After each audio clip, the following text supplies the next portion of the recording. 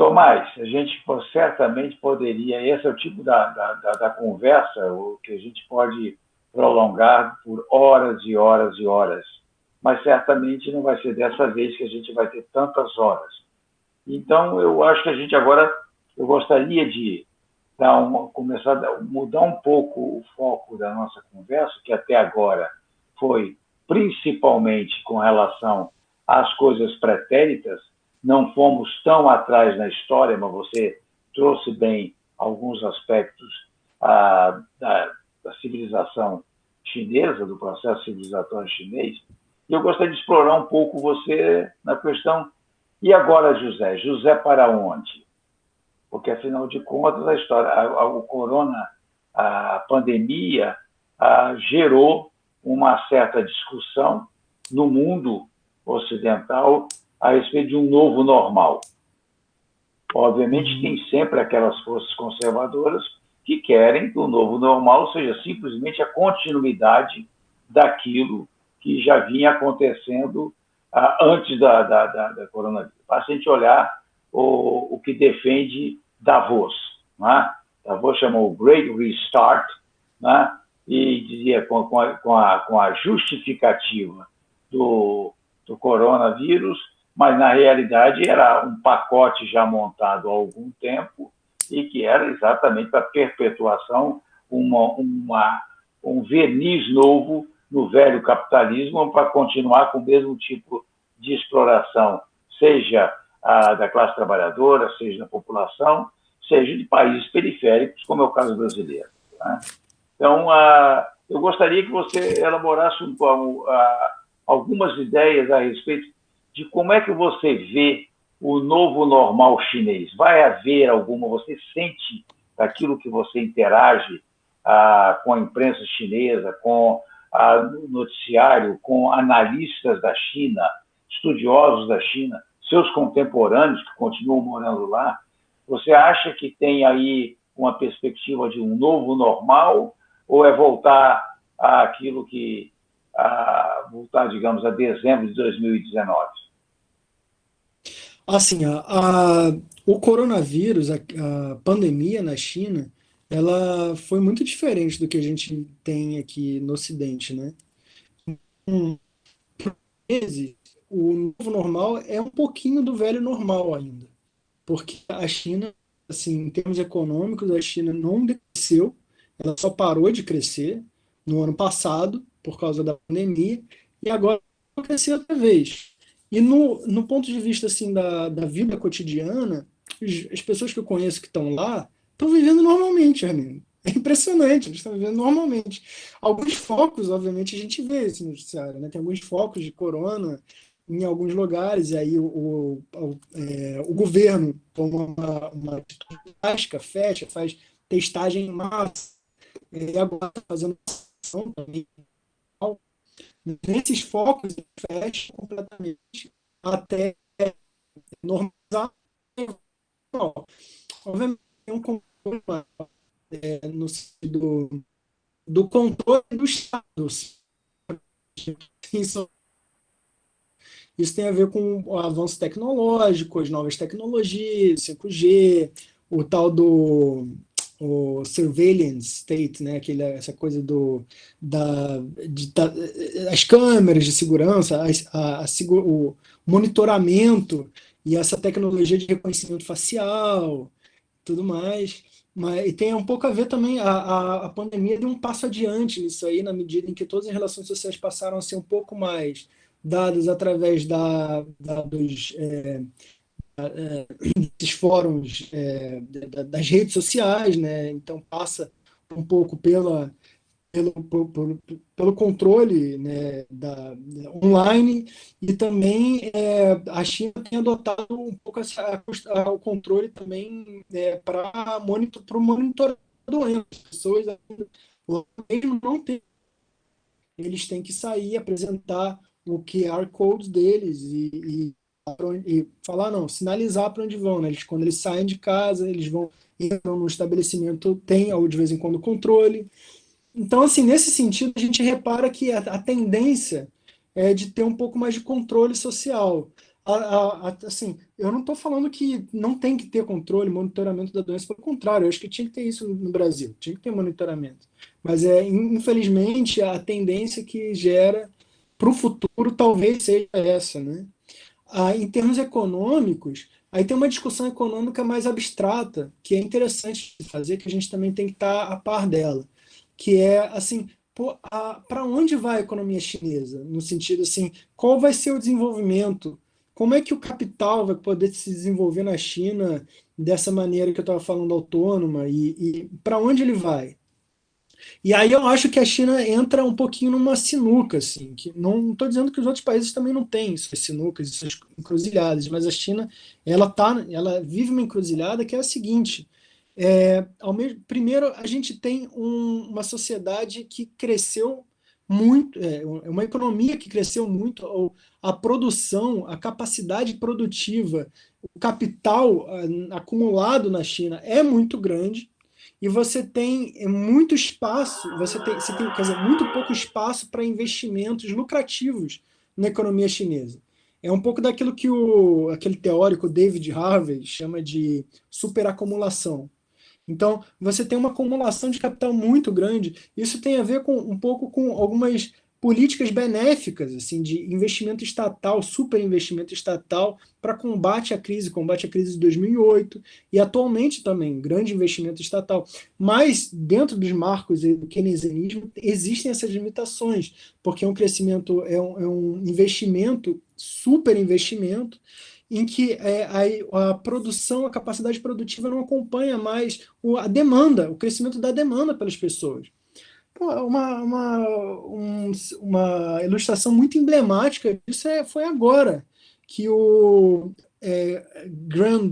Evergrande, que é a grande empresa imobiliária baseada em Hong Kong, chinesa, né? Ela tem aí uns 30 bilhões aí de valor de mercado, alguma coisa assim. É uma das maiores empresas imobiliárias do mundo. Ela está em crise. Faz 4 dias que ela está tendo que se reestruturar, tá dando calote, vai ter que ter um estatal. E é a primeira vez que isso acontece, assim, uma crise imobiliária nessa proporção na China. Por quê? Porque significa o quê? Se constrói essas cidades fantasmas que a gente viu aí no noticiário há uns anos atrás, e você não tem gente para morar, porque a economia não acompanha o nível de investimento, né? E ao mesmo tempo o nível de dívida, né? O endividamento, porque o investimento é todo financeiro, é todo por mecanismos financeiros que vão se acumulando, as dívidas vão se acumulando, e você fica com poucos meios de pagar ela. Qual é a solução que existe nisso? Teoricamente falando, a solução que a gente já conhece no Ocidente, porque o Ocidente já passou por isso tantas vezes, é você expandir para outros lugares para poder ter mais acumulação de capital e geração de riqueza e apropriação de lucro em outros mercados. Então, assim, a China ela tem que se expandir. A nova rota da seda, ela tem que vir para o Brasil, ela tem que transferir capacidade produtiva para outros países, ela tem que investir em outros países para continuar gerando lucro. A China, assim, isso do ponto de vista capitalista, né? Não estou falando que ela tem que fazer isso porque é um imperativo, não, ponto de vista capitalista, para continuar se desenvolvendo. Ao mesmo tempo, é uma tendência do capital mover para a especulação, maior especulação, porque na medida em que a capacidade produtiva não dá lucro, essas empresas vão no mercado futuro, os mercados derivativos, mercado financeiro em geral. Essa é a tendência. Ao mesmo tempo, a sinuca está onde? A encruzilhada ela mora onde? Ela está no fato de que as empresas chinesas elas tendem à financiarização, mas ao mesmo tempo é aquilo que eu disse, elas não podem se financiarizar ao ponto de se submeter ao capital de Wall Street. Então tem que ter um protecionismo, tem que desenvolver a Bolsa de Valores de Xangai, como você estava fazendo. Então tem sempre assim, você tem que estar sempre botando na balança. Tem uma encruzilhada aí. Ao mesmo tempo, foram tantas empresas chinesas que foram para o exterior, algumas tiveram prejuízo, algumas não foram bem sucedidas. No que eu estudo, que é o agronegócio, assim, a Cofco foi bem sucedida. A Ken China, né, foi bem sucedida. porque comprou a Syngenta, tudo mais. Mas foram tantas empresas que foram mal sucedidas anteriores à Cofco, foi tanto dinheiro desperdiçado, e ao mesmo tempo você tem agora, de uma maneira assim, sem igual na história recente da China, um sentimento anti-China nos Estados Unidos e uma reação americana que realmente torna os investimentos chineses nos Estados Unidos frágeis, vulneráveis, então não é garantido o lucro. A China tem que, o capital chinês ele tem que sair para fora, ele tem que se mover para outros lugares, tem que resolver essa superacumulação, mas ao mesmo tempo de vez em quando não tem para onde ir. E aí o que acontece? Você vê, eu acho que faz alguns meses atrás, o Xi Jinping voltou com esse novo programa aí de economia de circulação, né, que você tem que dar tanto valor para. Porque antes era tudo a nova Rota da Seda. Eu estava lá, qualquer, qualquer simpósio, qualquer conferência acadêmica, se você não falasse de Rota da Seda, você não tinha financiamento. Era tudo Rota da Seda, era tudo a China no mundo. Era tudo assim, era muito dinheiro indo para isso. E agora você voltou, retrocedeu um pouco. E a China, e o fato assim, da Huawei está começando a ter dificuldades para obter chip, para tudo mais, e essas empresas sofrendo retaliação dos Estados Unidos.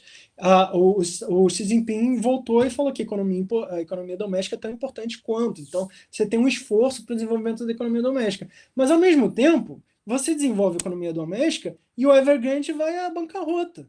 O mercado imobiliário não cresce, não consegue mais crescer. Aí tem uma encruzilhada. E aí a gente não sabe para onde vai.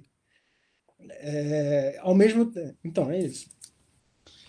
Não, eu acho extraordinariamente interessante, porque, na realidade, nós temos um fato novo, que não é tão novo assim, mas ele é novo no sentido, nos últimos, desde o século XVI, ou seja, quando a primeira grande, o processo de globalização lá Portugal ocorreu, a geopolítica mundial tem sido sempre muito eurocentrada. Tá? Então, foi Portugal, foi Holanda, foi Inglaterra, depois Alemanha. Então, as lideranças ou as co-lideranças sempre foram marcantemente eurocentradas, ou na própria Europa, ou nos desdobramentos daquilo que eu chamo de desdobramento do Império Romano na América, na Austrália, nas Américas, né, na Austrália, na própria África. Agora, pela primeira vez, a disputa não é mais eurocentrada. E o que se nota, e aí eu estou lançando mão principalmente das discussões que vêm acontecendo há algum tempo em Davos, de como conciliar o desenvolvimento regional, e quando eles falam de desenvolvimento regional, é desenvolvimento regional no bloco eurocentrado, e para se proteger do desafio chinês, que deixou de ser um mero desafio comercial, deixou de ser um mero desafio industrial, e hoje é um grande desafio tecnológico. E a reação mais contundente a isto é a do presidente dos Estados Unidos. O Biden montou um programa à imagem e à semelhança do que o Kennedy fez lá na década de 60, na corrida espacial. Ele agora diz, olha, as empresas estadunidenses vão ter que desenvolver a sua base tecnológica, porque todos eles deitaram em berço esplêndido para os ganhos financeiros, e os ganhos financeiros vinham, inclusive, de aplicações na China.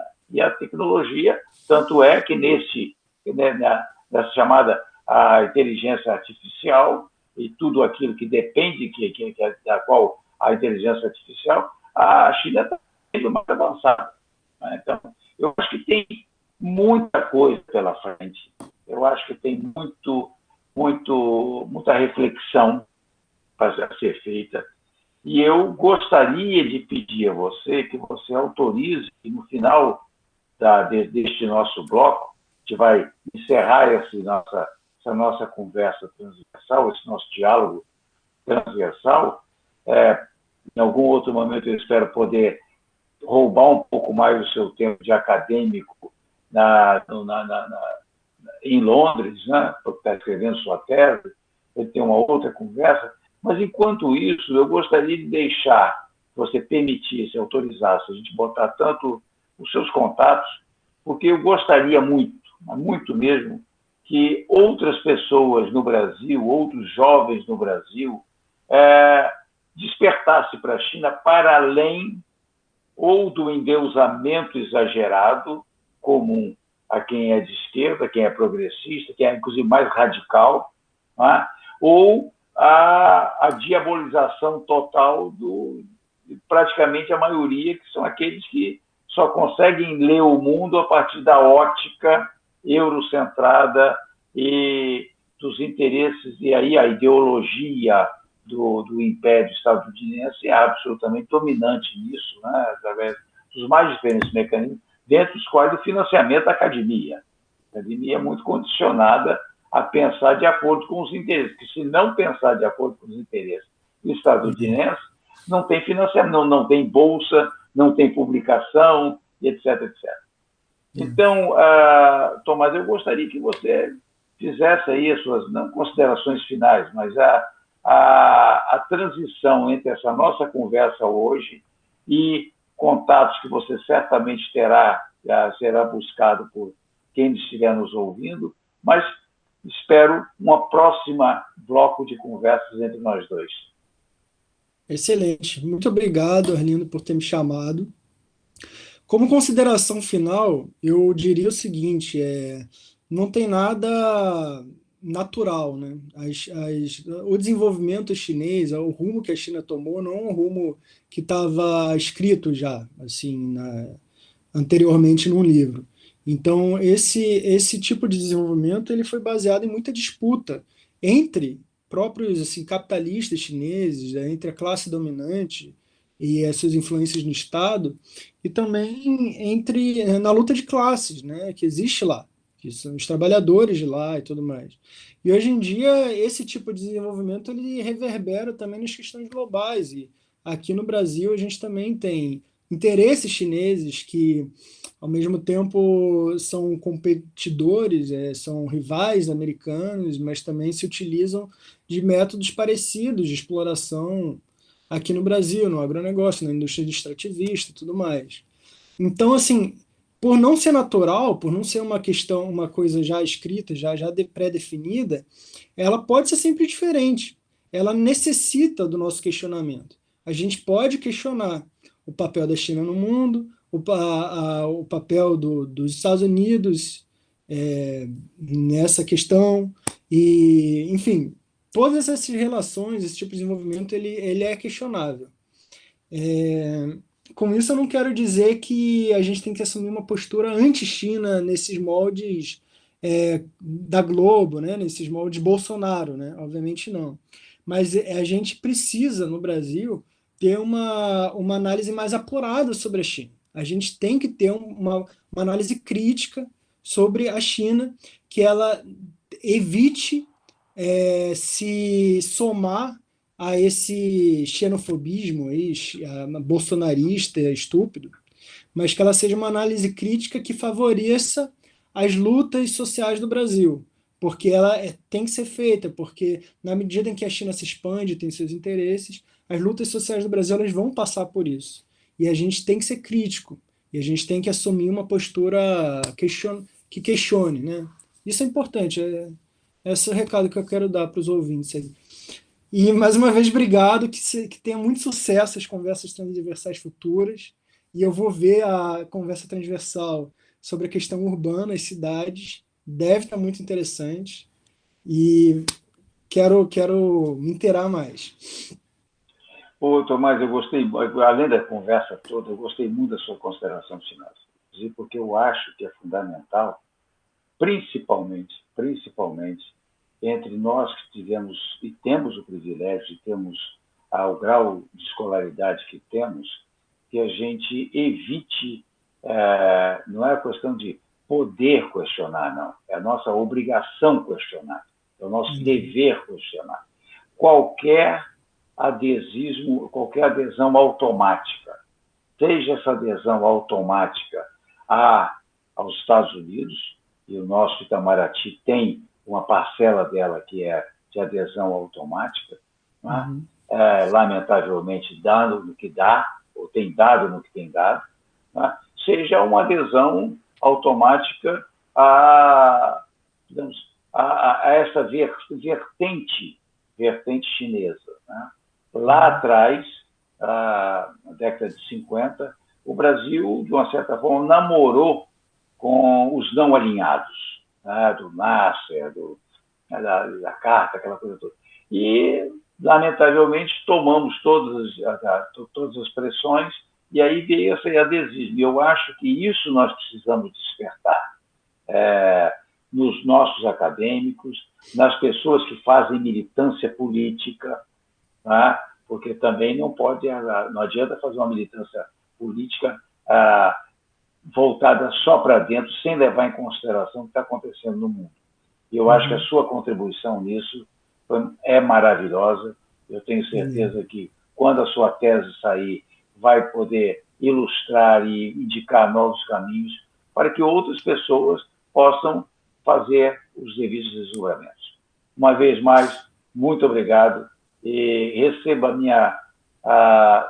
mais do que receba, a minha admiração pela sua trajetória pessoal, pela sua trajetória acadêmica e por manter esse espírito crítico, principalmente se tratando de uma pessoa de esquerda radical no Brasil e que tem o espírito crítico necessário, que não é só necessário ao acadêmico, a quem está escrevendo uma tese de doutorado, a todos nós cidadãos, principalmente nós, repito, tivemos o privilégio de todos os privilégios educacionais, eu estive, você está tendo, já teve também e continuará tendo. A gente precisa ser crítico para buscarmos soluções mais adequadas, mais convenientes e mais libertárias para esse Brasil que a gente continua amando.